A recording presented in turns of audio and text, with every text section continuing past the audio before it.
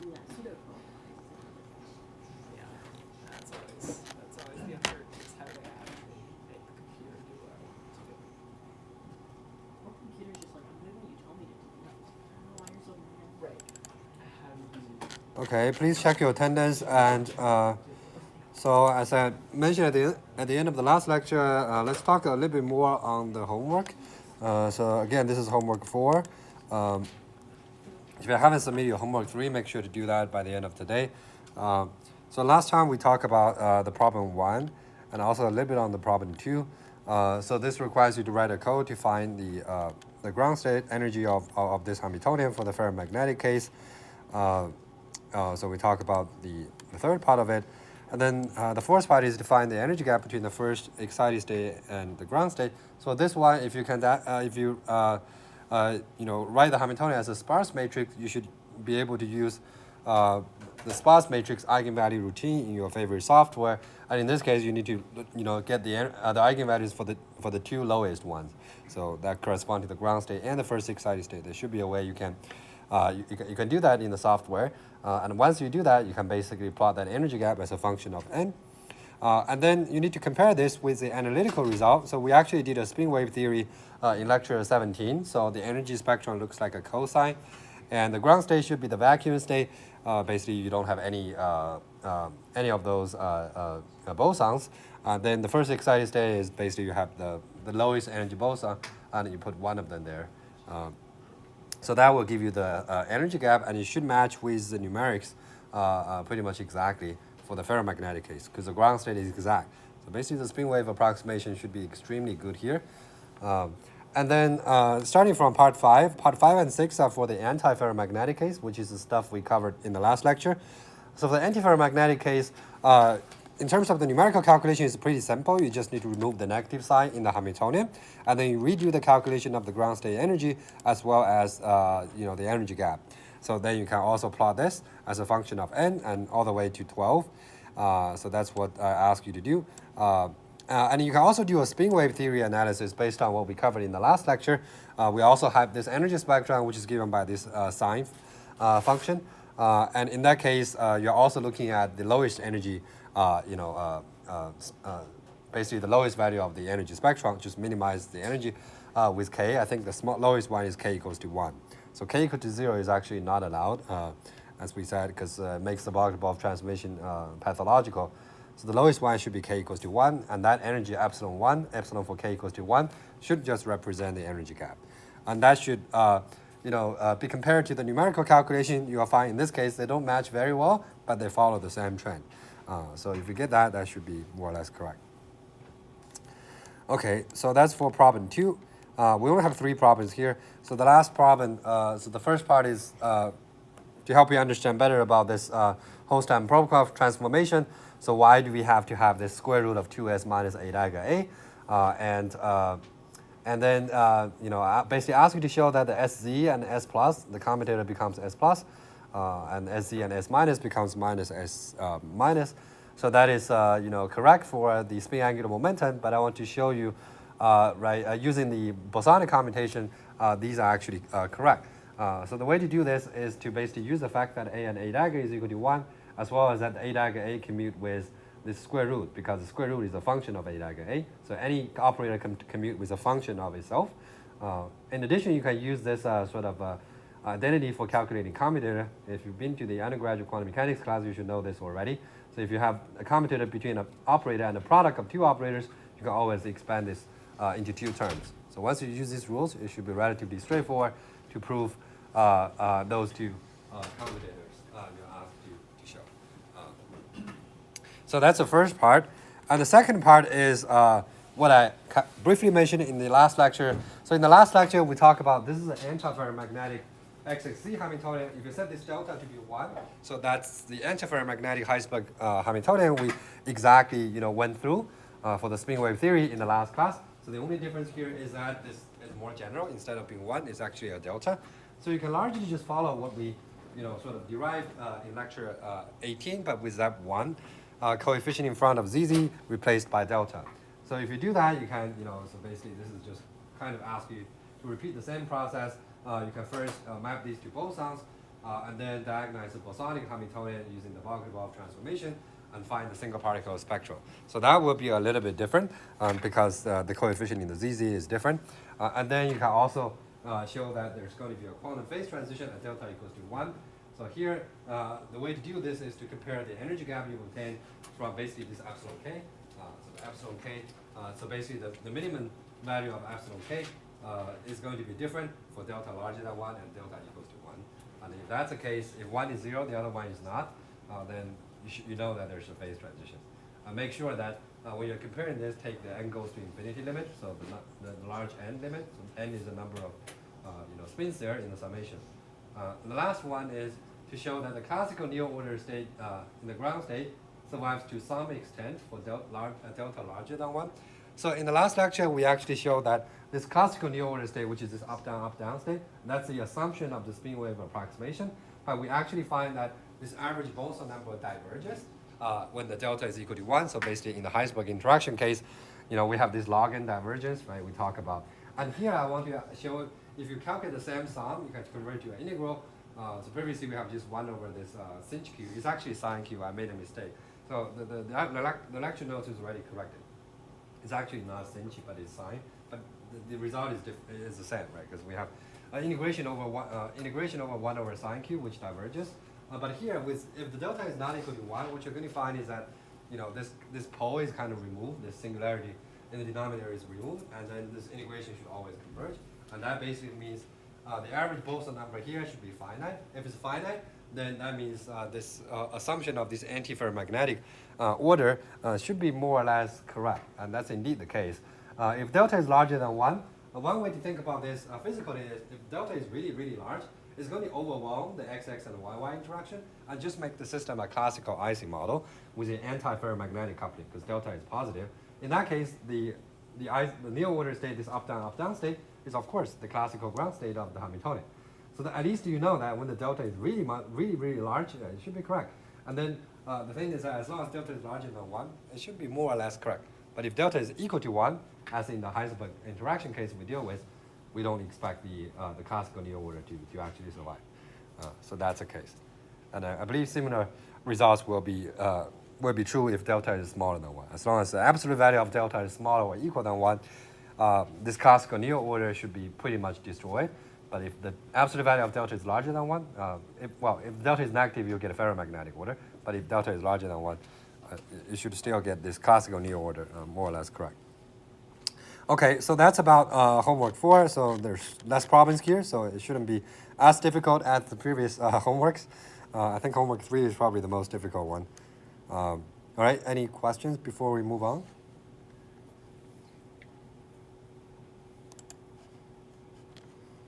Okay, so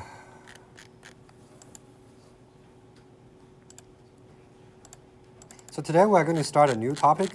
We've already spent a lot of time talking about quantum phase transitions and all these different spin models. They're also closely related to how we deal with these non-interacting bosons or fermions. Because at the end of the day, the way we treat these spin models is to actually map them to either fermions or bosons. Right? Because then we can basically diagonalize them and get this energy spectrum that allows us to have analytical, solutions. So today we're going to talk about a different topic, which is something I also promised, in the first lecture. So we're going to talk about entanglement in quantum many-body systems. So this is kind of more related to quantum information than condensed matter. So the last chapter about quantum phase transition is clearly sort of the central topic in condensed matter physics. But today we're going to talk about entanglement, and some of this might be overlapping with what you learned. Some of you have taken Physics 519, the fundamentals of quantum information. So some of this might overlap with what you learned there. Some of you didn't take that, so it's good to sort of make sure everybody is on the same page. So the first thing we want to talk about is pure and mixed quantum state.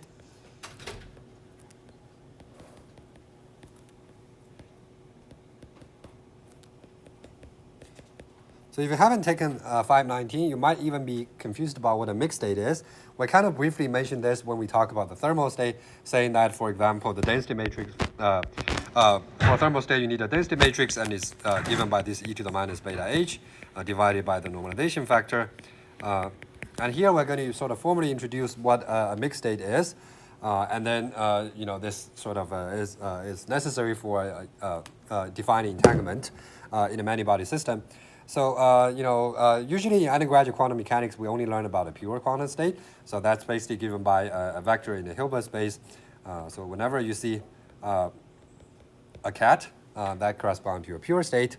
So that basically means the quantum state is null. It's just given by that precise. So we have a specific state. But if you have, for example, a quantum many-body system, and then you only measure a part of the system. So suppose you have a large system, but you only measure part of the system, then the state of this system is actually not certain. So to give you a simple example, if you have this precise, say just for 2 qubits, I can call it precise 1, 2. So that's a joint state for qubit 1 and qubit 2. Suppose it's just in this entangled state. Right, so this is a very simple maximal entangled state, 0, 0 plus 1, 1, meaning that both qubits are either in 0 or in 1. So suppose I don't have access to one of the qubits. Suppose I can only measure the first qubit. The second qubit could be very far away. For example, we're doing some kind of remote entanglement. It's kind of an entangled photon pair, one here and the other one maybe in a different country. We can already realize that by quantum communication. In this case, I can only have access to part of the system. Suppose I can only measure qubit 1, then the state of qubit 1 cannot actually be represented by any pure state. In this case, it's actually going to be either 0 or 1, but it's a classical mixture. So we have 1/2 probability to get 0 and 1/2 probability to get 1, right? And it's not going to be a coherent superposition. So for this type of state, using a cat or a vector in the Hilbert space to describe is basically impossible. So the way we do this is through a density matrix or a density operator. So in this case, we can write the state as, so this is going to be the state for just the first qubit. So I write it as rho 1. So this is going to be a 1/2 probability for the state being 0 and a 1/2 probability for the state to be in 1.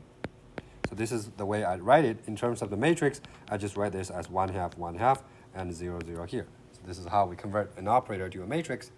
So this density operator, just intuitively, we can see that there are these two sort of outer product here, and they're of the same state, so it's a basic state. So it means that I have a 1/2 probability to be in this, and a 1/2 to be in that.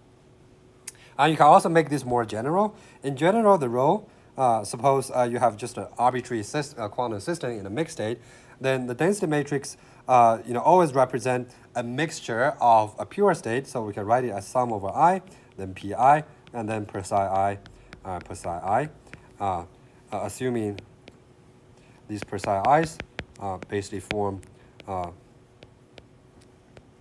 an orthonormal basis.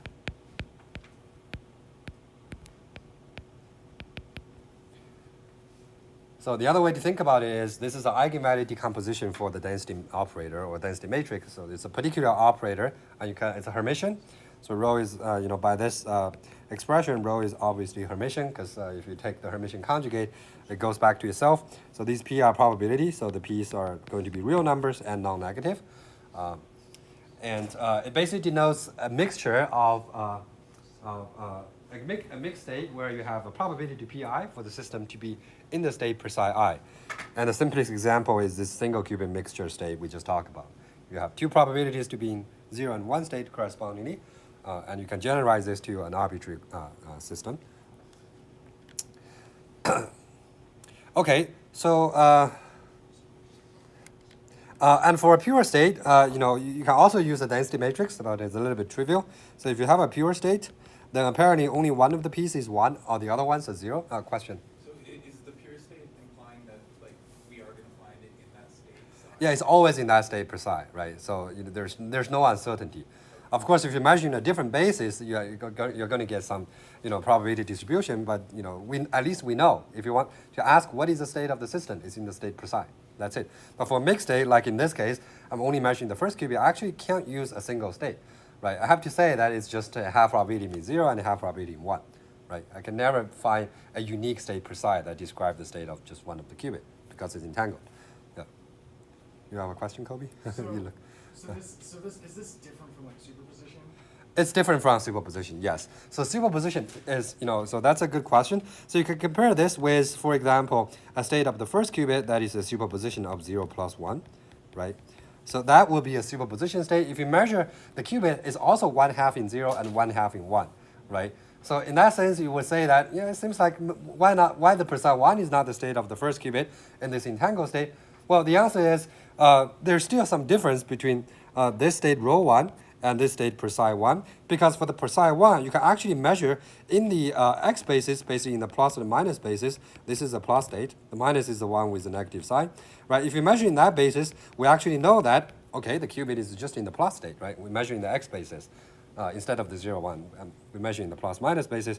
But if you're actually looking at this entangled state, even if you measure in that plus minus basis, you will still get 1/2 chance for the first qubit to being plus and 1/2 to be minus. And the reason is simply because if you look at, this state is actually an identity matrix. So no matter what kind of basis you measure, it's always 1/2, 1/2, right? So this is a maximal entangled state. No matter what basis you measure, you always get 1/2, 1/2 for one of the qubit. And that is certainly not possible for a pure state. For a pure state, if you measure, right, in the basis made with itself, it has to give you a definite value. It can't be 1/2, 1/2 always. So that means it's fundamentally different from the pure state. That's a very good question. Yeah. So this is one way to think about how the mixed state comes in, right? Because you have like a large system in an entangled state, and you only look at part of the system. And the other way to look at this, which is kind of similar, is if you have a quantum system, even if you can measure the whole quantum system like a quantum computer, but it's actually always entangled with the environment, right? Because the environment is always there. It's going to interact with your system and get entangled with your system. And we never have the way to fully measure the environment, so we can only measure our system. So in this sense, the system will always be in a mixed state, because we're also kind of measuring a part of a larger system. You can treat the large system as a whole universe, and we never know the full universe. We can only measure the system we're interested in. So that means the system is always in an entangled state with the rest of the universe, and that, of course, generally means your system should be in a mixed state. Of course, with the goal of quantum computing is to make sure we are, as isolated as possible from the environment, because this coupling with the environment will cause information to leak out and cause decoherence. But of course, this can never be fully, this coupling between the system and environment can never be fully eliminated. But to some good approximation, some systems, you can treat it as just in a pure state. If you have a very good quantum computer, you can treat it as being in a pure state. But if you look at the subsystem of even a perfect quantum computer, it's still going to be in a mixed state in general. So that's why the mixed state notion is going to be useful, not only from a practical point of view, but also if you're just looking at a subsystem, you should generally use a density matrix to describe that. Okay, so that's the basics. And there are some properties the density operator or the density matrix has to satisfy. So once you pick a basis, you can, of course, in this case, you can just write it as a diagonal matrix. It's just made of P1, P2, all the way to, depending on how many values you have. It could be, 2 to the n if you have n qubits. And this is assuming you are using the basis, the eigenbasis of the rho. But of course, you can also write it in different bases. Just do some basis transformation. But apparently, one of the first property of the density matrix is the trace of it has to be equal to 1. And this is obvious from this basis that makes it diagonal, because it's just a sum of these probabilities. And that should always add to 1, right? Because it's a probability. And of course, if you use a different basis, the diagonal matrix elements is going to change. But remember that the trace of an operator is preserved under unitary transformation, right? One way to think about this is if you're doing a trace of u dagger rho u, you do some unitary transformation to change the basis. The trace is cyclic mathematically, so you can actually move this to the left, so it just becomes u dagger rho, and that is just identity by the property of the unitary transformation, so that is equal to trace of rho and equal to 1. So no matter what basis you are writing your density matrix in, just always keep in mind that the diagonal elements have to add up to 1. Otherwise, you are having the wrong density matrix. So that's one of the properties. And the other one, which is kind of more complicated, is rho has to be a semi-positive definite matrix. Rho is semi-positive definite. So this is a linear algebra terminology. So what it basically says that the eigenvalues of the rho cannot be negative. So this is basically the same as saying that all the PIs has to be larger or equal than 0. So if you already have the density matrix or density operator diagonalized, it's pretty easy to tell whether it's actually semi-positive definite or not. But if not, you're using a different basis, then it's kind of hard to tell, right? Sometimes your diagonal matrix element can actually be negative. That's totally fine. But the important thing is, if you figure out the eigenvalues, it has to be non-negative. So that's also another way to check it. So if you, just calculate the eigenvalues, if you get negative ones, that's not a density matrix. And with these two properties, you can also show that the trace of rho squared is always going to be smaller or equal than 1. And the reason for that is because once you diagonalize rho, the trace rho squared will just be the sum over I, pi squared. Right, because when it's diagonalized, you just look at the eigenvalues. The trace of that rho squared is also diagonalized with the diagonal matrix element given by the pi squared. And since the sum of pi is equal to 1, and each of this is between 0 and 1, if you square it, in general, it becomes smaller. And it is only 1, so trace rho squared is only equal to 1 if and only if rho is a pure state. So as I said here, for a pure state, rho is just equal to psi. So basically, you just take one of the p's to be 1 and all the other p's to be 0. So the summation collapses to a single term. And whatever that psi is going to be the pure state you are in. So for pure state, rho is just the outer product of psi with itself. And this one, the trace rho squared can only be 1 if rho is a pure state. Right? Because that's the only case you can make the sum of pi squared equal to 1. So basically, one of the p's is equal to 1, all the other are equal to 0. And because of this trace rho square, this quantity here has a physical meaning. It's called the purity. It's called the purity of the quantum state because it's only equal to 1 when the state is a pure state, and it's always going to be smaller than 1 if the state is mixed. And you can also see that it kind of measures how pure the state is. If it's very close to a pure state, then the trace rho square should be close to 1. If it's far away from a pure state, it should be actually close to 0. It can never be perfectly 0. So the smallest of this is actually given by the Hilbert space dimension. So suppose the dimension is given by, let's call it d. So the rho is a d by d matrix. And if you look at the minimal value of this, is basically having all the p's to be the same. So it actually goes like basically 1 over d. Right? So each one of this, the minimum is going to be 1 over d squared, and then you sum over d of them. So the smallest of this is 1 over d. So for n qubit, the smallest of trace rho squared is going to be 1 over 2 to the n. So that's the smallest value. So the purity always varies between 0 and 1. Okay, so that's for the purity. And there's another way you can sort of measure how much uncertainty you have in a mixed state, which is this concept called entropy. So we talk about this as well. So entropy also measures the uncertainty of the state, because here we're talking about mixed state, and then we have some uncertainty of knowing what the state is exactly, right? If it's a pure state, there's no uncertainty. So the entropy is defined as, so this is a von Neumann entropy, so we actually talked about this before. So this is equal to the sum of I, pi, and then the log of pi. So this is using the diagonalized form of the rho. If you don't diagonalize the rho, in general, you can write it as trace rho and the log of rho. So this is a matrix log. And this bottom one is just a little bit nicer to write because it's directly a function of rho. But whenever you are trying to calculate the entropy, always calculate the eigenvalues of the rho first. So you get all the PIs. And then you just do that classical sum. So just sum over the eigenvalues times the log of the eigenvalues. So that gives you the entropy. And this first expression is actually pretty much similar to the Shannon entropy in classical computer science, right? If you have just some kind of a probability distribution, for example, for your classical bit of information, then the entropy is always given by the probability times the log of probability. In that case, the p's is either is either p0 or p1 because you only have 2 outcomes for a classical bit stream. For this quantum case, it's kind of more general because you can have a large dimension, Hilbert space dimension, and you can calculate a lot of different PIs. So that's the expression. And also in the quantum case, people typically use the natural base log instead of the base 2 log in information theory, but that is not a big difference. Okay, so because of that, you can also see that for a, let's say for a single qubit, so this entropy is always strictly larger or equal than 0. For pure state is equal to 0, because for pure state only one of the pieces is equal to 1, all the other ones are equal to 0. And then log 1 is also equal to 0, so this whole summation is always 0. But as long as you have a mixed state, then the entropy is strictly larger than 0. So for a single qubit, so this entropy is going to be varying from 0 to log 2. And for n qubit, of course, it's going to be larger than 0.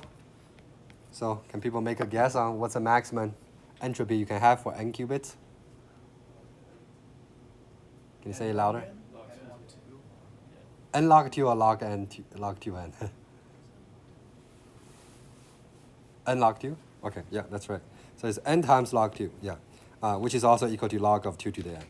Yeah, so that's right. So you can just have, all the states, all 2 to the n, PIs to be equal to themselves. So in that case, it gives you the largest entropy.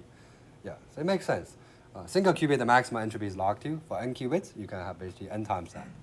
So that's the largest entropy you can possibly have.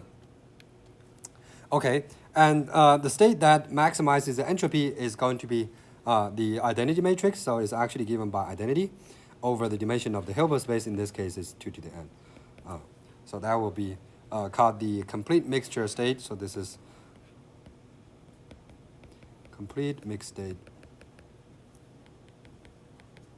So this is the case that all the PIs basically are equal to 2 to the n, right? If you write it down, so this basically means all the PI is equal to 1 over 2 to the n. So this is how you get that matrix, right? If all the PIs is equal to 1 over 2 to the n, then the rho is basically identity matrix divided by 2 to the n. So that means all the eigenstate, all the basis state have equal probability. And this one apparently, once it's identity, you can use any basis. It's always identity. So that's completely mixed. There's no information you can get. Entropy is maximized. This state contains basically no information. And this is also the infinite temperature state.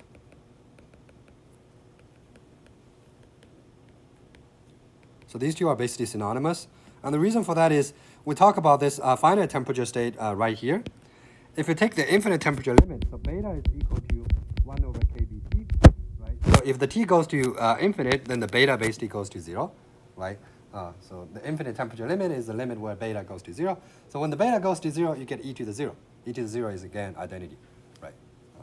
So for a number, e to the 0 is 1. For a matrix, e to the 0 is identity. So that's the same reason. And then you take the trace. The denominator actually gives you 2 to the n. Because if you trace over identity matrix, it gives you 2 to the n. Right? For a 2 to the n by 2 to the n identity matrix. So that's why it's also called an infinite temperature state. And that state is very boring. The one way to think about it is if you heat the system up to like really, really high temperature, and then it's going to look like an identity matrix. It's completely featureless. And unfortunately, you can also show that if you have a general quantum system coupled in the environment after long enough time, it's going to go to something like an identity matrix. So that's why we are fighting against decoherence, because usually decoherence will lead your system to a state like this. Some people also call this sort of the heat death. So if you heard about some story about the universe, eventually it's going to maximize its entropy, and you're going to a state like an identity matrix. So there's no information whatsoever, and life would all disappear. It's called the heat death of the universe. But I don't think we need to worry about that in our life. So yeah, it's probably going to take many, many years.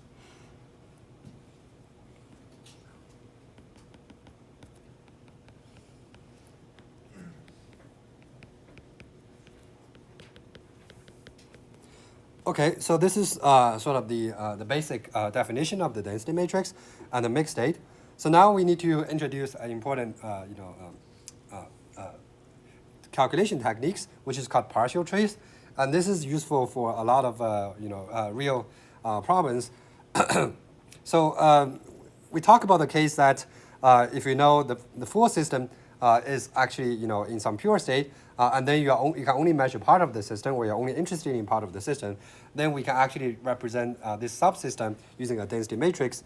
And how do we actually get that state? So for example, from that example we have early on, we have this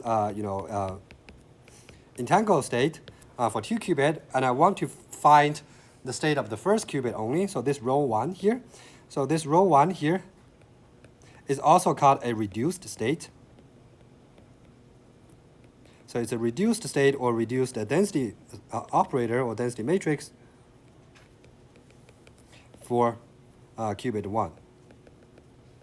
So you can see I usually put a subscript on the row, which denotes it's a state for just that subsystem. So it's kind of like you have a bigger state and then you have a reduced state, which is coming from that.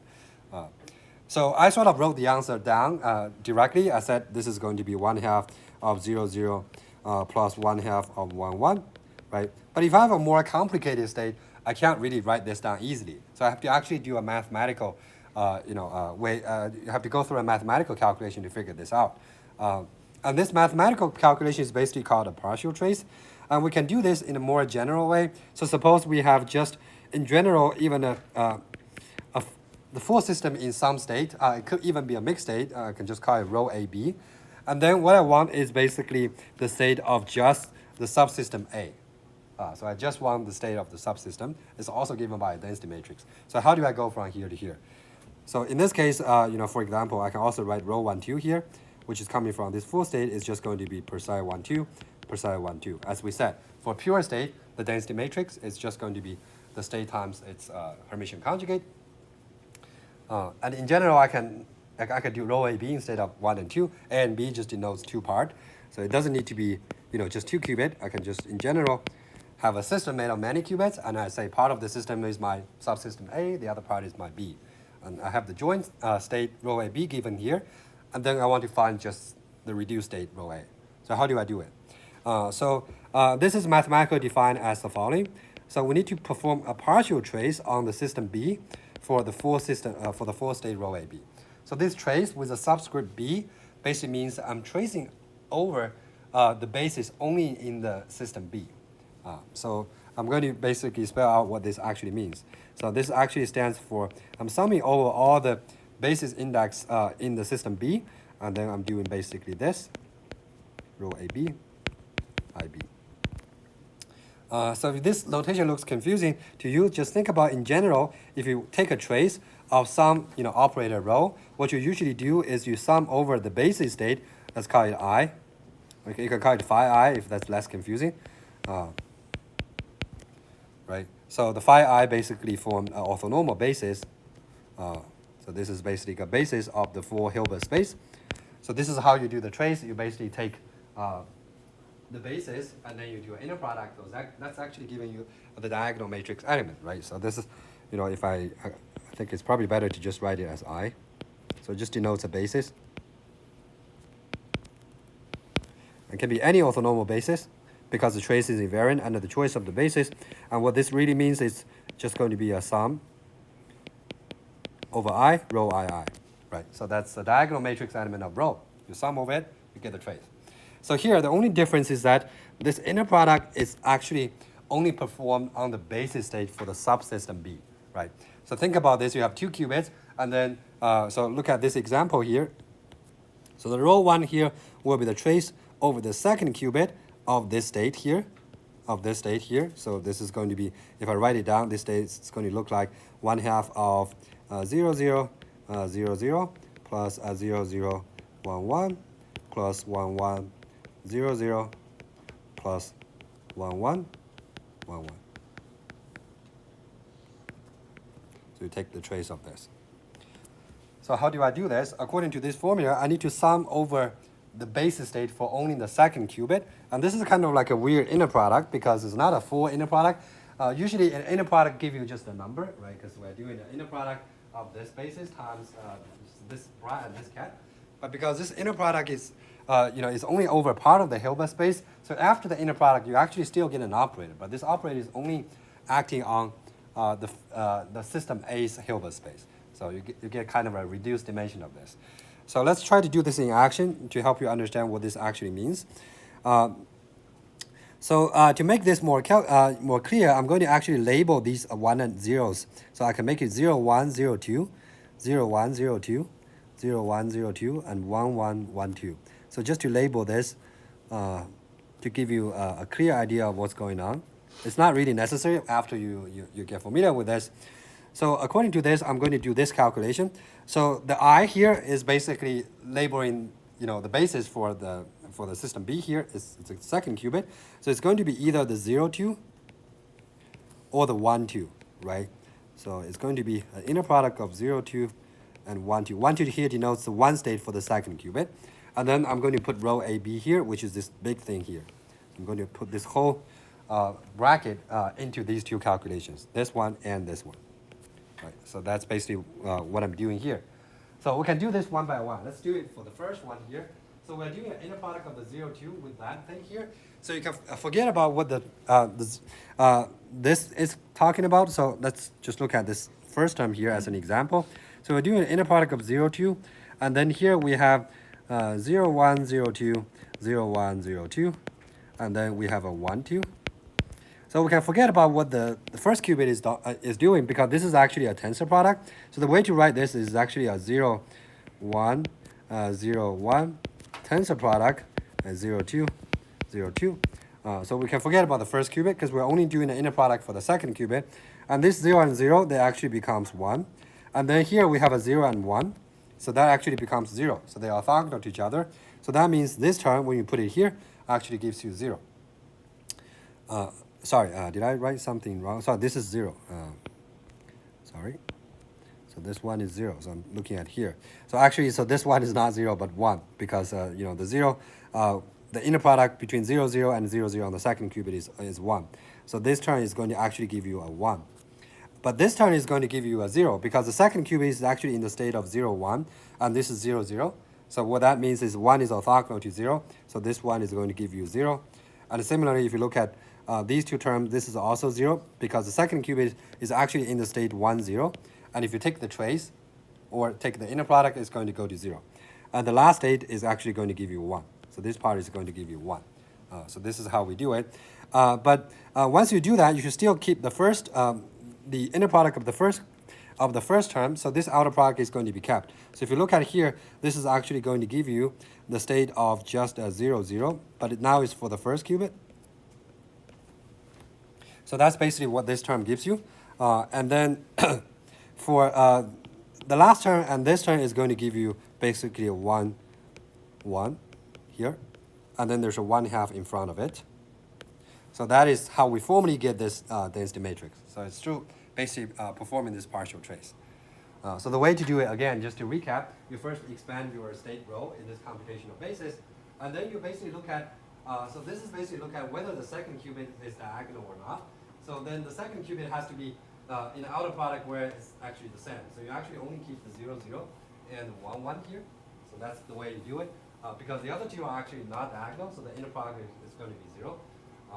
And then you basically just drop the second one and only keep the first one. So that becomes basically this. So the mathematical way is more involved than it needs to be, but it does help you to calculate more complicated case. For this, so the basic idea is you just, it's kind of performing a trace just on the second qubit. I can show you sort of a better way to think about this for 2 qubits.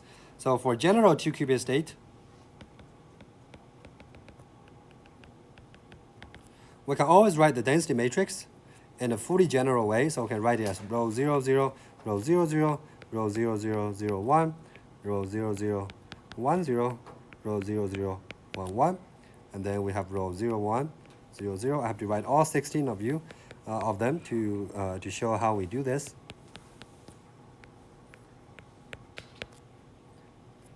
And then I will give you an exercise to practice yourself. So this is just how we write a density matrix for 2 by 2 for 2 qubits.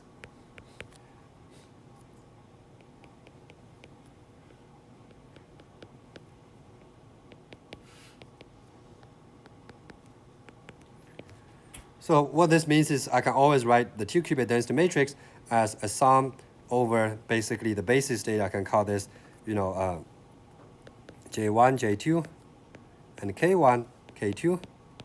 And then this coefficient I'm writing here is going to be the index J1, J2, and K1, K2.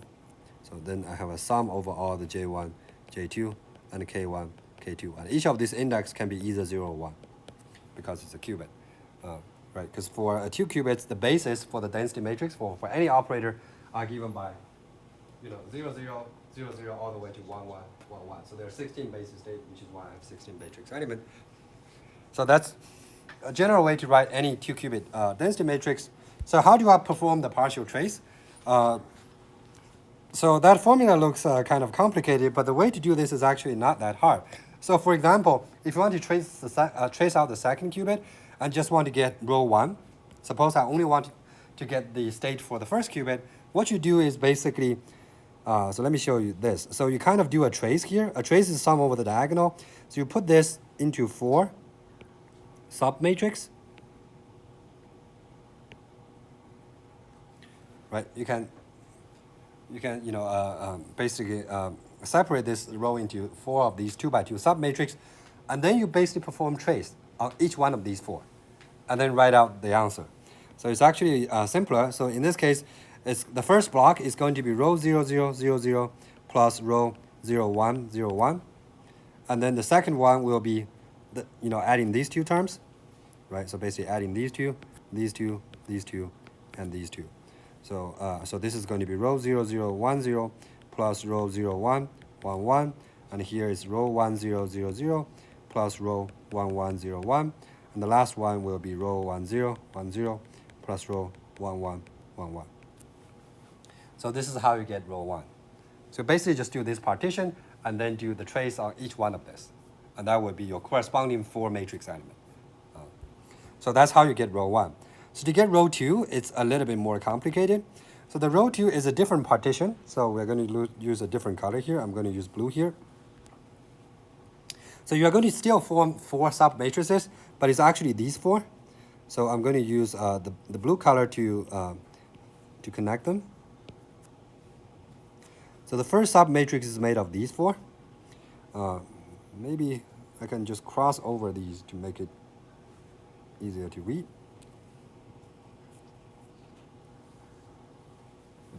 So it's basically this 4. It's like every other, like starting from the top left corner, and it's every other. So you go, 2 sides to the right, and then 2 sides to 2 sides down. So that's the first matrix. And the second one, as you can see, I basically shift this to the right. So it's going to be these 4. So this, and this. And the third one is going to be these 4. And the fourth one is going to be these 4. Again, it's getting a little bit messy, but I think you get the idea. So it's still like you basically group these 16 matrix elements into 4 groups. You get 4 submatrices. So to get row 1 is kind of easy. It's just naturally partition into those 4 blocks. But to get row 2, it's kind of like more complicated. You have to look at these 4 crosses. So it's 4 squares, those 4 squares, and then you take the trace. So it's just summing over the 2 diagonals. So you are going to get row 2 as well. Okay, so if you want to write, so if you want to write row 2, let me actually write this down, just in case. So this is going to look a little bit different.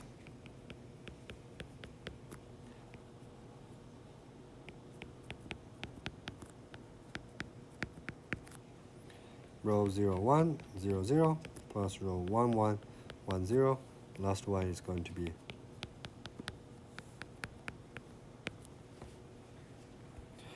okay. So if you have a lot of qubits, then apparently you can't do this by hand. But I think for 2 qubits, everyone should know how to do this by hand. It's kind of like a really basic skill to just get an understanding of what the partial trace is actually doing, especially if you're just trying to get the row 1. So that one should be something that everybody know how to do. If I write down the 4x4 matrix, you should be able to get row 1. So I'm going to give you a question to practice this. So let's talk about a state which is slightly more complicated than this example state. So we're going to have 1 over square root of 3, and then I'm going to have 0, 0 plus 0, 1 plus 1, 1. And one of the motivations why we're interested in calculating the partial state, the reduced state, is we actually don't know how much entanglement we have in this state, right? So for this simple state of 0, 0 plus 1, 1, we know the reduced state is just identity. So it's just 1/2, 1/2. And we know the entanglement is maximized. But if I just make a little bit of change here, right? So I have a 0, 0, 1, 1, but I'm also adding a 0, 1. And you actually don't know how much entanglement you have in this state. So it's not very clear. So this is why we need to calculate the reduced state. It really tells us, how much entanglement we have and what that reduced state looks like. So I want you to find basically both row 1 and row 2 based on what we just said. So if you write the full density matrix, you should be able to calculate that partial trace. And in this case, I'm going to write the full density matrix for you. So it's just going to be this state times this Hermitian conjugate. And to save your time, I'm going to write it down. So it's a relatively simple matrix. It's 1, 1, 0, 1 on the first row, and the second row, and the last row, but with zeros on the third row.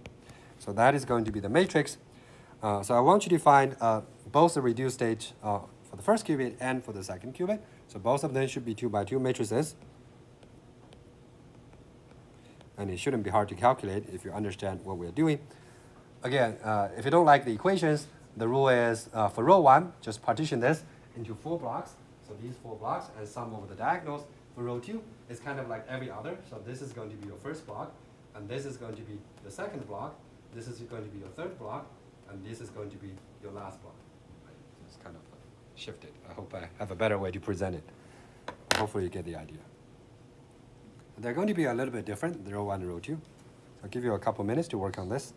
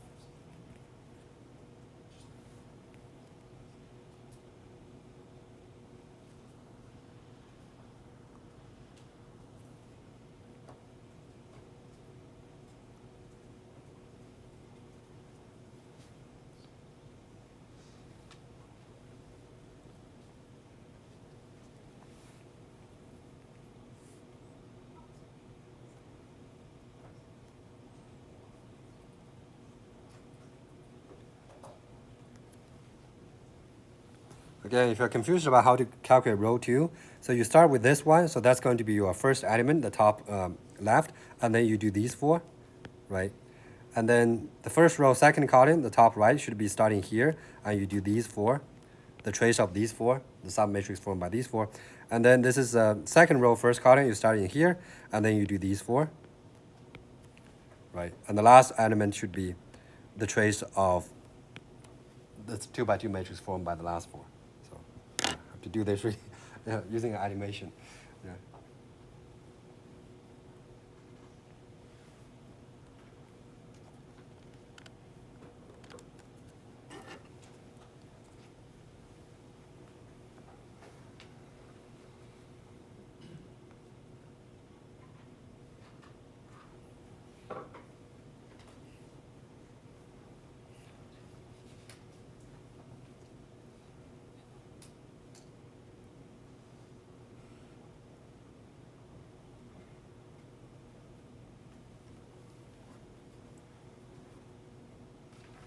Okay, any volunteers who can tell me what the row 1 should look like? Row 1, haven't finished? Yeah? 2, 1, 1, 1. Yep, 2, 1, 1, 1 with a third, right, as a prefactor. Yep. Yep. How many of you agree with that? Okay, good. What about row 2? Any volunteers? Yeah. What about you? Yeah. You. Yeah. 1/3 and then 1, 1, 1, 2. Only a one third. Okay. 1, 1, 1, 2. Okay. How many of you agree with that? Okay, good. Yep. So both of them are correct. Yep, so that's kind of the basic way to calculate the reduced state for a 2 qubits. Of course, if you actually have a lot of qubits, you can't really do this, but there are softwares that will help you do this. So I'm going to show you a MATLAB software. So let me zoom this in. So this you can download for free. I'm going to put the link in the lecture notes. And also in the next homework, you'll be asked to do this yourself numerically. At least, if you're using MATLAB, this is the code you can directly use. And there are similar versions in Python and Mathematica. Just do some Google search. It shouldn't be hard to find it. So this function is called tracex. So it's basically a partial trace. It requires nothing. So what this does is basically this per psi is the state you put in, and this per psi can either be a state vector, right? So like like this 2 to the n by 1 vector, or a density matrix. So you can either deal with your full system in a pure state or in a mixed state. It doesn't really matter, except both. And the system here is basically a vector that denotes the subsystem dimension. So the way to think about this is if you have just 2 qubits, then this system should be just an array of 2 and 2. So depending on how many qubits you have. If you have 3 qubits, it's going to be 2, 2, 2, right? If you have, for example, 2 qubits, it's going to be 3 and 3, right? So that's it's just a vector. And this last one is a dimension. Basically, the dimension you are going to trace over. So for example, if you only have 2 qubits, you want to trace out the second one, the dimension here should just be 2. So you just put 2 there. But if you want to trace out the first qubit, the dimension should be 1. If you have 3 qubits, the dimension, suppose you want to trace out the 2 and 3 and get the reduced state on the 1, then the dimension should be an array of 2 and 3. So basically just label the qubits you want to trace over. So if you're just dealing with n qubits, it's very simple. So the system here is just going to be 2, 2, 2, 2, 2, n of the 2s. It's an array. So this is fixed. And then the dimension is just made of an array of the qubits, the index of the qubits you want to trace over. So once you do that, you're going to get a reduced density matrix that corresponds to the partial trace of it. Right, so it's relatively straightforward to use, and it's not a shortcode either. And it's pretty efficient. You can do it for 20 qubits if you want. So it's really just summing over a bunch of matrix elements. You can see that they do some reshape and some permute, and then you basically just summing over a bunch of terms. So it's kind of similar to what the exercise you just did, but in a more automatic way. But conceptually, it's good to understand how it's at least performed in action. So that's why I want you to at least do an exercise to get a basic understanding.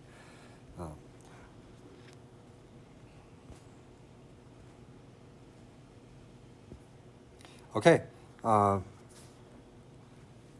right, so the partial trace can be performed not only for the density matrix, but also in general for any operator. So if you just have, say, a many-body operator acting on 2 parts of the subsystem, so a combined system A and B, you can always do a partial trace there as well. So you can basically call your OA is going to be the partial trace over the system B of OAB, right? And similarly for the OB, which is kind of the partial traced version, the reduced version of the operator on the system size B. So you can always do that. And in case of the density matrix, you just replace the O by rho. So of course, there's always a special case. What if this operator is actually a tensor product? Let's say, just use a density matrix as an example. But just keep in mind that it doesn't need to be rho. It can be any operator. So if your rho AB is just equal to a tensor product of 2 density matrix, so this is what we call a product state, right? So it's like the 2 qubits, or 2 parts of the system are not even entangled. Then in this case, it's easy to show that the reduced state on the system A is just rho 1, and the reduced state on system B is just rho 2.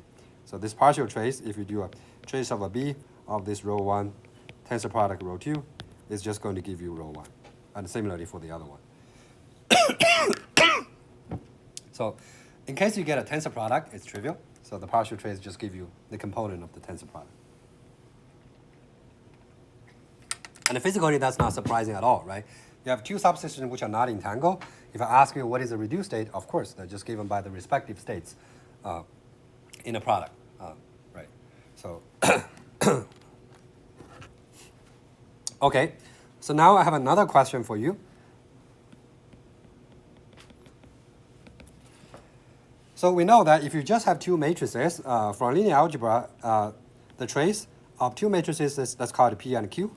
is always equal to the trace of Q and P, right? Because you know, if you have a product of the two, the trace actually you can swap the order. It's kind of cyclic. You can just move these things around. So the trace is agnostic to that. So now I want to ask you, if you're taking a partial trace, so suppose P and Q are many-body operators, so they actually apply on more than one qubit or more than one particles. So I'm going to do some partial trace over some subsystem, and the question is, would this same thing still hold? Yeah. So my own graduate student actually got confused by this. So I think it's actually a pretty interesting question. You're actually going to encounter this type of problem if you're dealing with open quantum system, especially the derivation of the master equation. We probably don't have time to cover the master equation, but this is at least one question you can think about. And if you want to find a counterexample, you can also use that product structure we just talked about. If rho is a product, then you can the partial trace becomes trivial. So I want you to think about this. And if you think the answer is yes, give your reason. And if you think the answer is no, just come up with a counterexample. I'm first going to make some choices. A is yes, so it's always true. B is not always. And if you don't know the answer, you can say you don't know. But I want you to take some time to think about it. If you can cook up a counterexample, or you have a reason to say why a counterexample should not exist, think about it.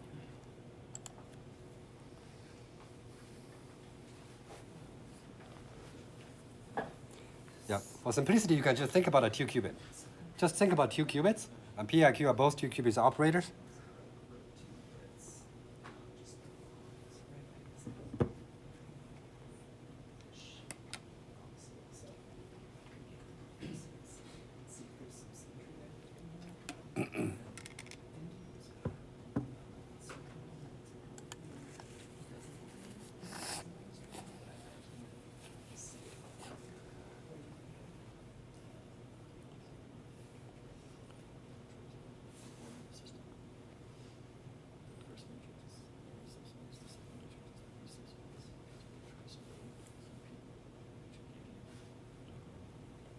A hint, you can think about both P and Q as being a tensor product of 2 single qubit operators, like what we just talked about. You can think about P as being PA, tensor product PB, and Q as being QA, tensor product QB. So that will help you think about whether this equation holds or not. It's a special example, but it should be enough to tell you whether this equation is true or not.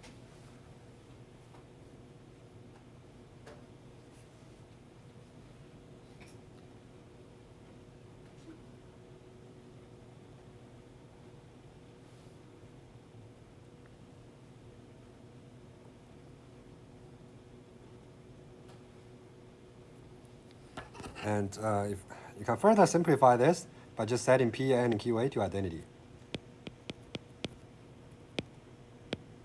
This means identity on the first qubit or on the system A. So at that point, it should be much easier to figure out. Okay, can you make your choice? And let's see what the answer should look like. Okay, so I got most of you choosing B. Only 2 of you says yes. Okay, so yes, so the answer is no. And this is probably the simplest example that can show this. So if the first qubit is actually identity, then the trace over A basically just removes it, right? Because as we said, right, it's if it's trace over A, and the first is in identity, and then what you actually get is basically a PB, right? Of course, you get a trace of identity, which is trivial. So it's just you trace over A, and then it's an identity matrix. It just gives you a constant. So what you basically get is kind of like this trace of the density matrix, right? So if you have a row 1 tensor product row 2, if you take the trace of the first one, if you trace out the first one, it just gives you the row 2. And a similar idea. So in this case, if you take the trace of P and Q, it just gives you PB times QB. Right, the first one just gets traced out. It's just like the two. You can think about this: A and B are not coupled. And then in the other case, you actually get QB times PB. So in this case, basically the trace over the system A is basically not doing anything because they're already in a tensor product state. So then you're asking whether PB times QB is equal to QB times PB. And in general, that's not, right? Because we're talking about the two operators here, and they may actually not commute on the part B. So that directly means this is at least not always true. Right? It's only true when the operators on the system B actually commute. So this is a simple example to show that if you have a partial trace, then you have to preserve this order. So the P and Q is not equal to Q and P. Right? So the simple example is, what if they have a tensor product and the first system is trivial, it's identity, then it really just becomes the operator on the second qubit, and of course they don't need to commute.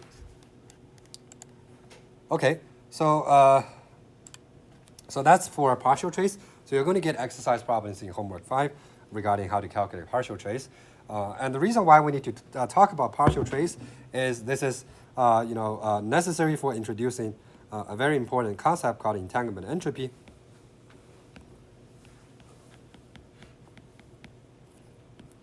And this is basically how we quantify the amount of entanglement in a many-body system. So as we said before, if you have 2 qubits, we can look at the reduced state of the first qubit, and if it's maximally entangled, reduced state becomes identity over 2, and then the entropy of that is basically maximized. So this basically tells us, in general, if you have a pure state psi AB, and then we are looking at the reduced state rho A, so this is the reduced density matrix just for the subsystem A, and if this reduced state is very much mixed, then we know that there's going to be entanglement between the two. And if this rho A is actually still a pure state, then that means there's no entanglement. So that's a basic idea, right? So it's the same idea as this psi 1, 2 here, right? Because psi 1, 2 is maximal entangled, that actually turns out this will lead to the fact that if you're looking at the reduced state for rho 1, it's actually the complete mixture state. It has the largest entropy. So this means if I'm just looking at the entropy of the reduced state rho A, it actually quantifies how much entanglement I have, right? The other example is if you actually have a product state like this, then you are looking at the reduced state rho 1 here. This one, as we said, right? So it's basically just psi 1, because the second qubit is doing nothing. Rho 1 is just psi 1, right? So it's the density matrix version of psi 1. And that one, of course, have zero entropy. So in this case, so this is the maximal entangled state. So this is identity over 2. Oops. And then if you look at S rho 1, so that's maximized, is equal to log 2. And in this case, the S rho 1 is equal to 0. So this 2-qubit example at least tells us that the entropy of the reduced density matrix can quantify the amount of entanglement. And this can be fairly general. It doesn't need to be between 2 qubits. It can be between just any 2 partite of a many-body system. So we call this the entanglement entropy.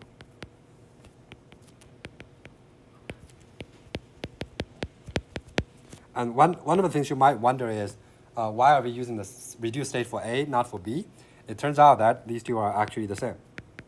So you can calculate the reduced state for the system A. You can also calculate the reduced state for the system B. If you calculate the entropy, they're actually exactly the same. We're going to show that mathematically later on. But this also sort of makes intuitive sense because both of them are measuring how much entanglement you have between the 2 parts of the system. So whether you use A or B doesn't really matter because entanglement is mutually shared by both parties.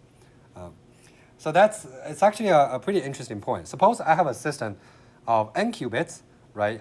And then I'm just going to bipartite this system into 1 qubit and the rest n minus 1 qubit. It turns out that I can calculate the entanglement between these two by just using the reduced state for the first qubit, right? Of course, I can also use the reduced state for the remaining n minus 1 qubit, but that's a much harder calculation because I have to get the rho B, which is going to be a 2 to the n minus 1 times 2 to the n minus 1 matrix. And I have to calculate the eigenvalues.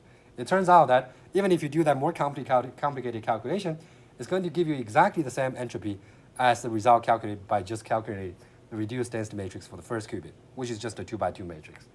So usually the way you do it is to just calculate the smaller part of your system, because that leads to a smaller density matrix.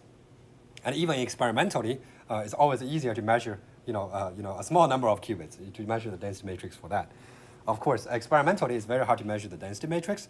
To get the reduced density matrix, you have to do something called the full quantum state tomography, and that typically requires exponentially many of measurements.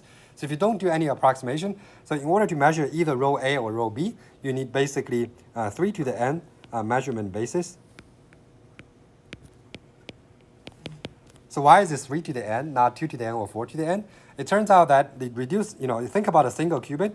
So if you want to measure the density matrix, what you do is you measure sigma x, sigma y, and sigma z, because rho can always be written as a combination of sigma x, sigma y, sigma z, and identity. So these actually spans the operator basis. We kind of briefly talked about this back in chapter 2 when we talk about how you generically write a many-body operator. For a single qubit operator, you can always write it as a combination of sigma x, sigma y, sigma z, and identity. And the identity part is actually always going to have a coefficient of 1/2. So this part you don't need to determine the coefficient. The other three you have to determine the coefficient, which I'm going to show you how to do it later. But this one is always 1/2. The reason is because trace rho is equal to 1. So you have to have this, because only this part gives you a trace. These three Pauli operators are traceless. Right? The Pauli operators, if you add the diagonals, it's always 0. So only the first part can give you the trace. And the trace rho has to be 1.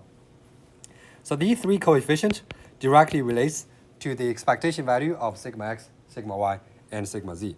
And the way to see this is if you take the expectation value of sigma x. So for pure state, what we usually do is you just take per psi, sigma x per psi. For a mixed state, we just do trace of sigma x times rho. So this is how you calculate expectation value for a mixed state. It's kind of easy to show this because why would you see this if in the case of rho is a pure state, then this is actually equal to this because rho is per psi. And then you can move one of the per psi to the left and it becomes exactly the same because the trace is cyclic. You can move things in a cyclic way. So these two are exactly the same. So if you calculate this, what you're going to find if you plug this in, because the trace of Pauli operators or a product of Pauli operators is always 0. So what you are only going to get is basically the trace of identity times this coefficient here. Let's call it Cx, Cy, and Cz. So you are going to get, let's fully expand this. You are going to get a sigma x times a half of I plus a sigma x squared times Cx plus a Cy sigma x sigma y plus a Cz sigma z sigma x sigma z. So these are all going to go to 0 because those are all Pauli matrix. So this is sigma x, the trace of it goes to 0. Identity doesn't do anything. And this is a product of sigma x and sigma y, which gives you something like an I sigma z, which again is traceless. This is also traceless for the same reason. This is a sigma x here. So the only thing that survives is basically this sigma x squared, which is identity. So identity has a trace. So if you do this calculation, this is actually equal to 2 times Cx. So the coefficient you should put here should be exactly a half of the expectation value of sigma x, sigma y, and sigma z. So those corresponding three coefficients. So that at least means for a single qubit, you just need to measure in 3 different directions. You measure the expectation of sigma x, sigma y, sigma z. But for n qubits, you can generalize this, right? So you basically need to measure every qubit in the x, y, and z direction. So that's why you need 3 to the n total measurement basis. And this is just a measurement basis. For each measurement, you have to repeat it multiple times to get the expectation value. It's like a typical quantum mechanics measurement, right? Because you may not be in an eigenstate of sigma x. Sometimes you get 1, sometimes you get -1. You have to average many runs to get whatever, 0.54, say, let's say average, right? So in order to get a good accuracy, you have to do that multiple times. And that number depends on what the precision you want for your final density matrix you want to measure. So in general, it's a really hard process. And I think the record is 8 qubits. So the largest system people can do this full quantum state tomography is 8 qubits, and you really can't do it for more than 8 qubits. So apparently, if you want to actually measure this density matrix, it's going to be pretty hard. And the entanglement entropy also cannot be measured very easily. But fortunately, people have developed smarter ways to do this. So I actually want to show you a pretty famous experimental paper. So this is first done in 2015, actually not very long time ago. It's about 8 years. I actually know the first author, actually a good friend of him myself. So he first worked with Chris Moreau on trapped ions as a PhD, and then went to Harvard to do these code adding experiments. So this is the first experiment that measures entanglement entropy in a quantum many-body system. And you see that naively, what you need to do is to measure the reduced density matrix and then calculate the entropy, right? Once you have the reduced density matrix, you can just calculate its eigenvalues on your computer and find the entanglement entropy. The hard part is how do you get that reduced density matrix? And of course, this paper is not talking about the tomography way, because the tomography, you are stuck with 8 qubits. It's certainly not scalable just because that 3 to the n times many repetition. That's a really big number there, for a lot of qubits. So this is in principle a scalable way, and it's a pretty smart way. So one thing is that they say that it's an entanglement entropy, but what they're actually measuring is the purity, is trace rho squared. So they're technically still different, right? The entanglement entropy is actually given by this, trace of rho times log rho, but what they're actually measuring is trace rho squared. So this is actually called the second order Renyi entropy, and the entanglement entropy is actually like n equals to 1. It's like an analytic continuation of that. So if you take n equals to 1, this actually gives you the entanglement entropy. It's kind of a weird expression because there's a singularity here. N equals to 1 seems like it's not defined. So you have to do some analytic continuation, similar to that thing I mentioned, like how do you add 1 plus 1 minus 1. But if you do an analytic continuation, this actually becomes a trace of rho times trace of trace of rho times log rho. So it goes to the expression for the entanglement entropy. So what they're measuring is just the second order Renyi entropy, which is trace rho squared. So it's just a purity. So what they're really measuring is trace rho squared. But there is some close relation between the entanglement entropy and this trace rho squared, this purity. So basically, it's actually a strict lower bound. So if you measure the purity, this trace rho squared, you can strictly lower bound the entanglement entropy. So it means the entanglement entropy has to be at least this much. So entanglement entropy is always larger than the purity. So that's a good thing, right? So it means if you measure this to be non-zero, that means the system has to be entangled. So that's the idea. So how do they do that? So they have this very clever way.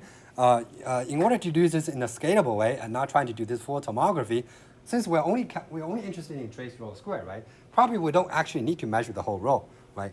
The log rho is much harder because you have to calculate the eigenvalues. But trace rho squared seems to be something we can potentially measure directly, and that's the idea. So what they do is they prepare 2 copies of the state in exactly the same.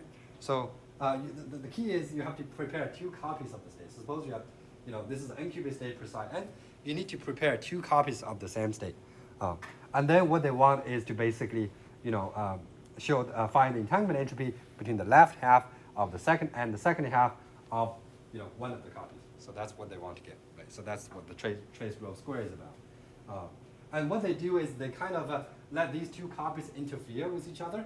I'm not going to talk too much about the details, but it's kind of like a beam splitter. If you think about it like a photon, it can, if you have a beam splitter, it can basically be split into 2. You have 2 inputs, one going, from the lower one, and then one going from the upper, space. And if you do kind of like a beam splitter operation, and what that physically corresponds is doing some kind of swap gate between the 2 copies. And then if you do that, and then sort of measure this, the total number of particles in these 2 outputs, and if you only keep the even number of particles, it's actually corresponding to trace of rho 1 times rho 2. So if you do that, actually that's going to give you the purity. So the catch is that you have to prepare 2 copies of the system in order to do that. So in principle, this is a scalable way. You can actually do this for arbitrarily large systems, and you can actually directly measure the purity in this way. But of course, in reality, there's always a catch. The problem here is they're also pretty honest in this paper. So actually, I think they measured, they managed to get some nice result on this. I forgot where is the plot. So you can actually see, so this is the entanglement. This is the entropy they measure. So it's called the Renyi entropy, which is just the purity. And it's not a very large system size, but they're really just demonstrating this idea. But the problem here is that they show that the error bar here gets larger and larger once you have larger system size. And the reason is that there is some kind of noise in the system that contribute to the classical entropy, and it's very hard to get rid of the noise. So I think at the end of the day, people realize that even ideally, this method is very scalable. In practice, it's actually not scalable because you have to think about the possible noise in the system. And to get rid of this noise and to read out the actual entanglement entropy, it becomes exponentially challenging as you increase the system size. So at the end of the day, this is still not fully scalable. So there are multiple other ways to think about how to do this in a truly scalable way, but I think they all still require experimental test. All right, so I'm just going to end today's lecture here, and I'll see you next week. Yeah.